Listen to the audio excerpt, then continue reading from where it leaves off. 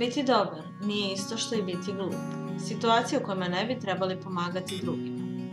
Pomaganje je sastavni deo svačijeg života i svako bi trebao učiniti bar jedno dobro delo svaki dan. Biti altruista je nešto zaista divno i humano. Ali postoje situacije u kojima ne treba pomagati, odnosno mešati se u odluke i postupke drugih. Svako dobro delo stvara ciklus dobre energije i neguje vašu dušu. Ljubaznost i pružanje pomoći je ono što mnogim osobama u užurbanom savremenom društvu nedostaje. Ali i u ovom slučaju važno je uspostaviti zdrave granice. Evo kojih 5 situacija ne treba nuditi svoju pomoć. Kada očekujete nešto za uzvrat, da bi imala pravi efekat po vas i ljude kojima pomažete, pomoć treba da bude nesebična. Želja da pomognete ne sme da bude zasnovana na želji da dobijete nešto za uzvrat.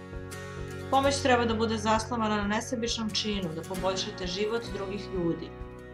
Kada nekoga zbog pomoći smatrate dužnikom, takva pomoć i dobra dela u karmičkom sistemu vrednosti se ne računaju.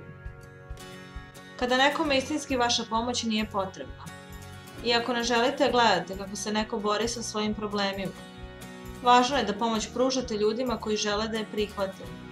Insistiranje na pomoći može uzrokovati negativno osjećanje i kod vas i kod druge strane. Pustite da svako gradi svoj život onako kako želi. Kada želja da pomognemo negativno utiče na naše živote. Kada pomaganje drugim ljudima počne značajno negativno da se odražava na vaš život, to je znak da treba da prestanete. Na primer, zamislite da prijatelj od vas često traži razgovor i savet, a kada nemate vremena on počinje da se ljuti i ne shvata vaše potrebe. Važno je pomoći drugim ljudima, ali ne zaboravite da i vi imate svoje teškoće, obaveze, probleme i potrebe. Kada neko ne zaslužuje pomoć. Postoje osobe koje ne znaju za granice i žele da vi uradite mnoge stvari umesto njih. Za pomoć ne treba tražiti ništa za uzvrat, ali zahvalnost je preko potrebna. Ne dozvolite da vas iskorišćavaju. Kad nemamo veštine da bismo pomogli.